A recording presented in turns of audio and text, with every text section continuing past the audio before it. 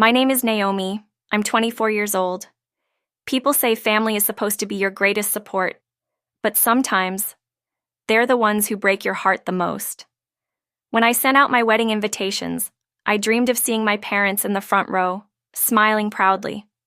But instead, they refused to attend. They said they'd already made plans, a trip to Big Sur with my brother. I smiled, pretending it didn't hurt, but deep down, I promised myself I wouldn't forget. Weeks later, they found out what I did after. And that's when regret hit them harder than they ever imagined.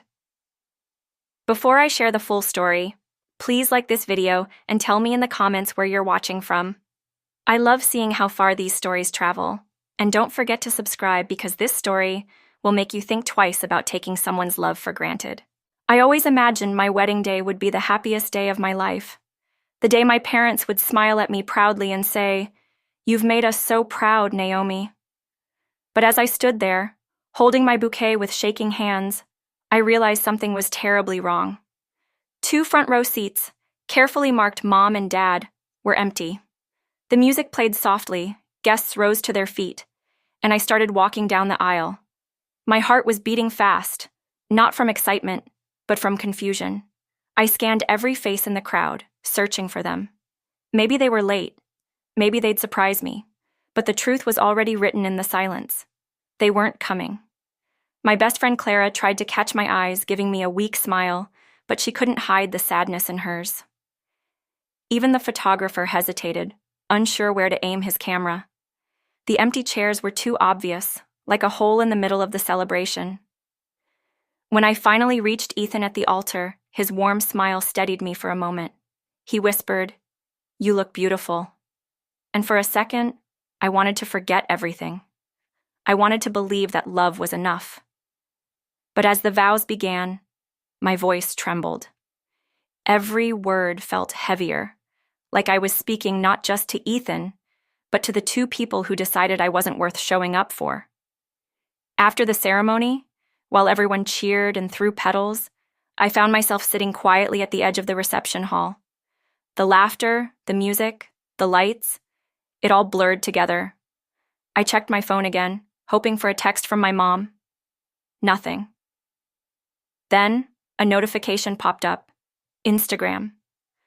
When I opened it, I froze. There they were, my parents and my brother, Daniel, smiling wide in a photo captioned, "Family trip to Big Sur, the best way to celebrate Daniel's birthday." The date and time were clear. It was posted 15 minutes after my ceremony started. My chest felt tight. I tried to smile when people came over to congratulate me, but inside, I was falling apart.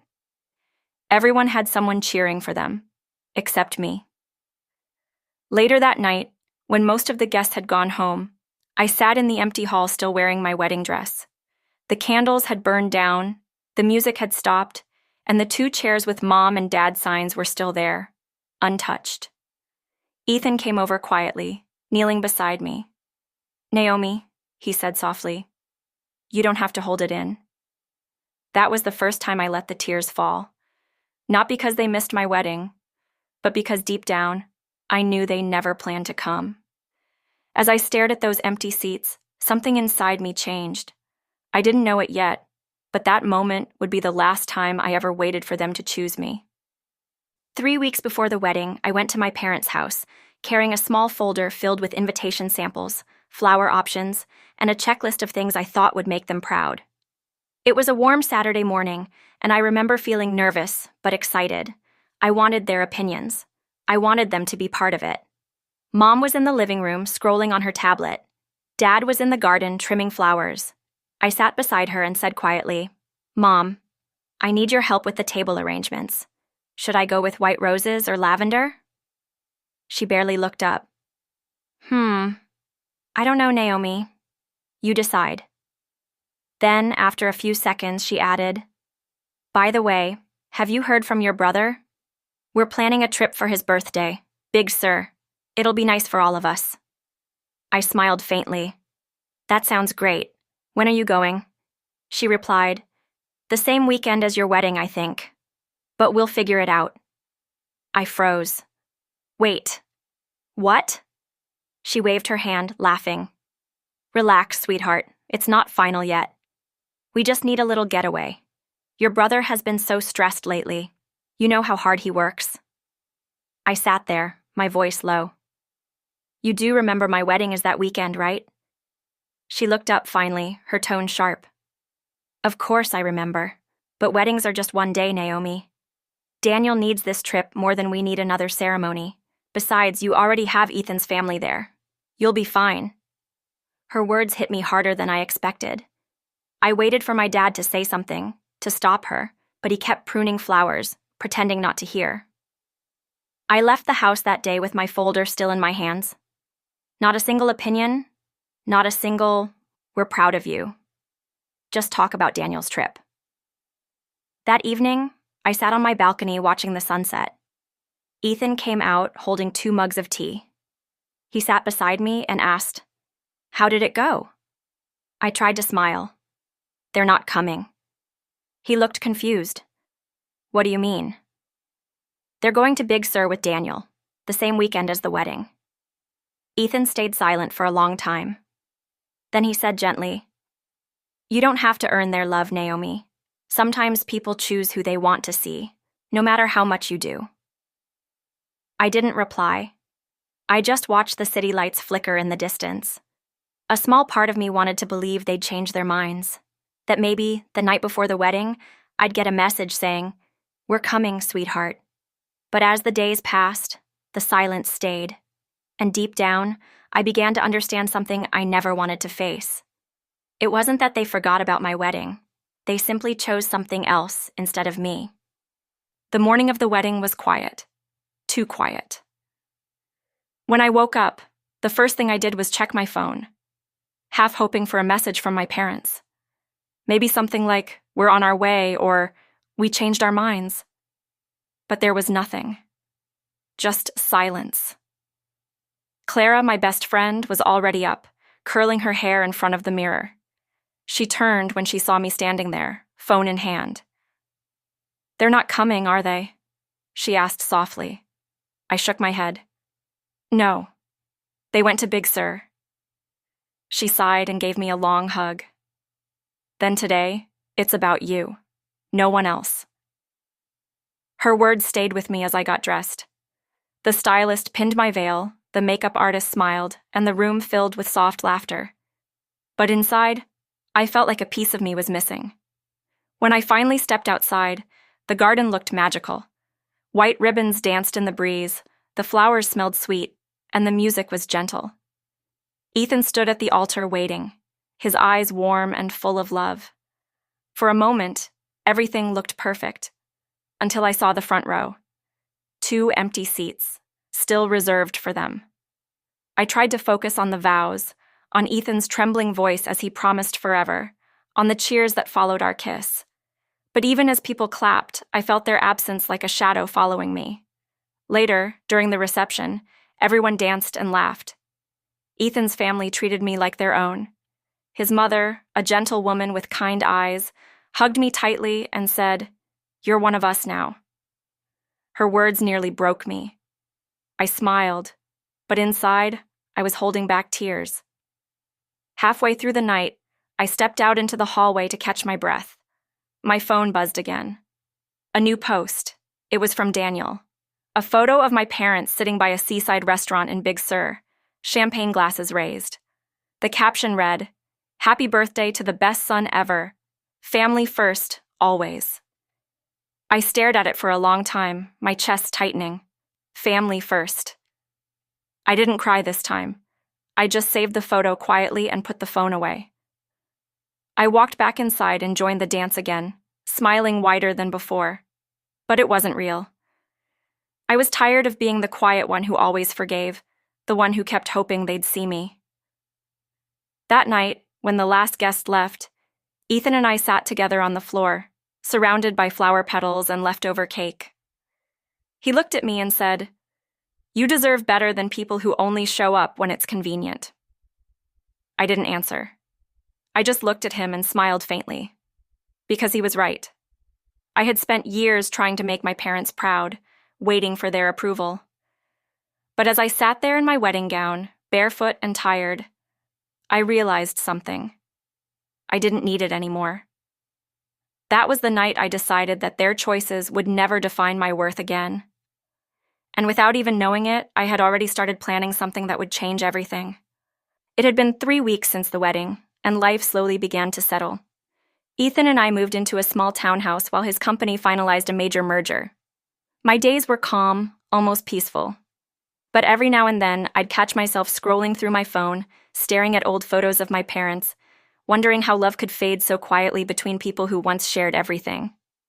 Then one morning, my phone rang. It was my mother. Her voice was light, almost cheerful.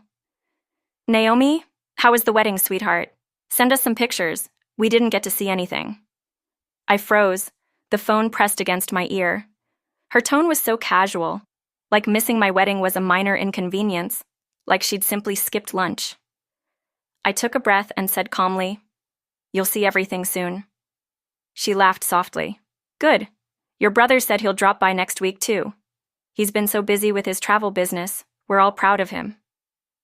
I murmured something polite and ended the call. But inside I was shaking, not from anger, from clarity. They weren't sorry. They didn't even see what they'd done wrong. That night, I sat with Ethan on the couch, staring at the glow of our fireplace. "I think I'm done trying," I said quietly. He looked at me. "Trying for what?" "To make them love me the same way they love him." Ethan reached over, holding my hand. "Then stop giving them that power. Live your life.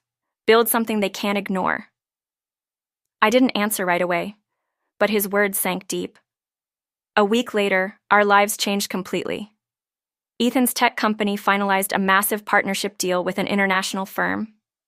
And because I had helped lead part of the negotiations through my software project, the new contract named me co-owner. Suddenly, everything shifted. New house, new title, new chapter. I didn't tell my parents, not yet. Instead, I planned something else, a family dinner, just one. I told them I wanted to celebrate my marriage now that things had settled. My mother sounded thrilled. "Oh, finally! We'll come. Your brother too." When they arrived that Saturday evening, they didn't recognize the address. The car pulled up in front of a large white house with glass doors and a long driveway lined with lights. Mom stepped out first, squinting. "Whose house is this?" Ethan opened the door with a smile. "Welcome home." They froze. My father's mouth opened slightly. Daniel glanced around, clearly uncomfortable. He hadn't said a word since he got out of the car. "Naomi?" Mom said, her voice uneven. "You didn't tell us you moved." I smiled. "We just settled in a few days ago. I thought I'd surprise you." We walked inside. The house was elegant but warm. There were family photos on the walls, flowers on the table, and a soft piano playing in the background. Every detail was chosen carefully. Not to show off, but to remind them that I had built something beautiful without their help. Throughout dinner, they tried to act normal. Mom complimented the food, Dad asked short questions, and Daniel kept checking his phone.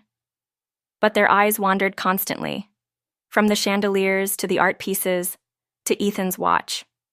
Finally, as dessert was served, Mom leaned forward and asked quietly, "So, what exactly do you and Ethan do now?"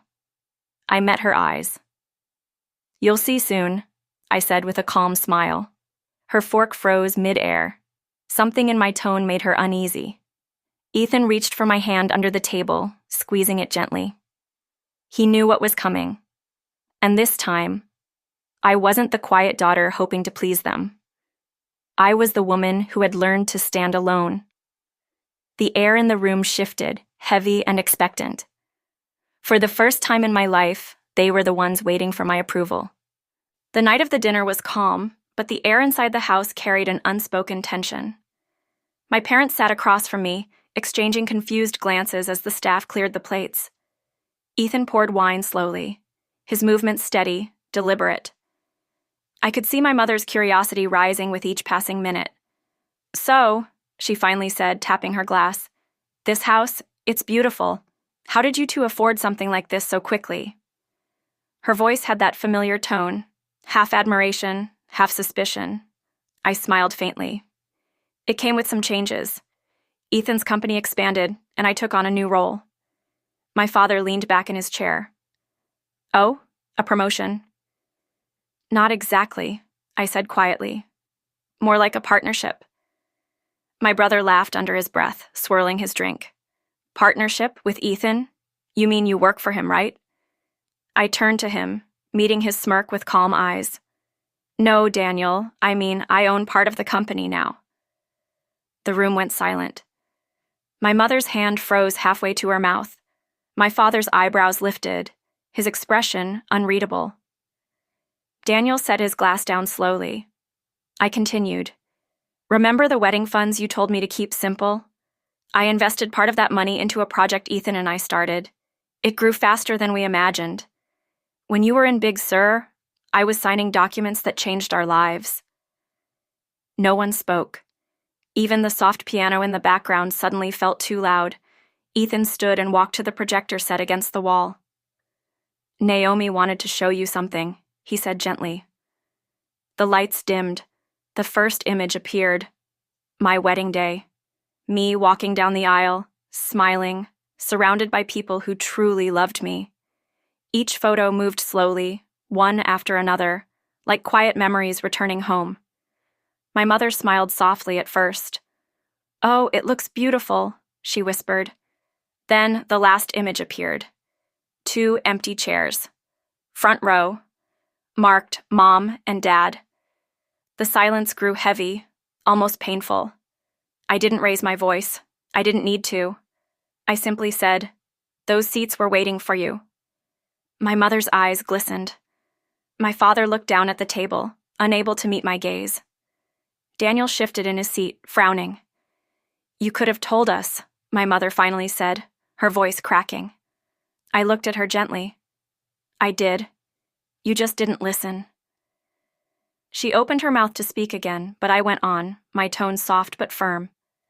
"I used to think family meant the people who shared your blood, but that day I learned something different. Family is who shows up for you when it matters most. You taught me that, just not in the way you intended." For a long moment, no one moved. My mother's hands trembled slightly. My father reached for his glass, but his grip was weak. Ethan turned the lights back on. The glow of the chandelier fell across the table, catching every quiet emotion. My mother finally spoke again, her voice small. "We didn't mean to hurt you, Naomi. We just thought Daniel needed us more." I smiled sadly. "I know. That's what you've always thought. But maybe one day you'll see that I needed you too." There was no anger in my voice, only honesty. The kind that made people uncomfortable because it was too real to argue with. Daniel tried to change the topic, mumbling something about business, but his usual confidence had vanished. For the first time, he wasn't the center of attention. When the dinner ended, they thanked us politely. My mother hugged me briefly, her perfume familiar yet distant. My father said quietly, "We're proud of you, Naomi." I smiled, but it didn't sting the way it used to. I had stopped waiting for those words to mean something. After they left, I stepped outside to the balcony. The night air was cool, carrying the faint scent of jasmine from the garden. Ethan joined me, wrapping an arm around my shoulders. "You okay?" he asked softly. I nodded. For the first time, yes. We stood there in silence, watching the city lights flicker below us. I thought about those empty seats again, the ones that once made me feel small and forgotten. Now they meant something else entirely. They were proof that I didn't need anyone's presence to define my worth. Sometimes the greatest revenge isn't anger or loud words. It's peace. It's success. It's walking away without bitterness and letting your life speak louder than any explanation ever could. As the night grew quiet, I whispered to myself, "They missed the wedding." But I didn't miss my own life. And for the first time in years, that truth felt like freedom. Thanks for watching, and don't forget to subscribe.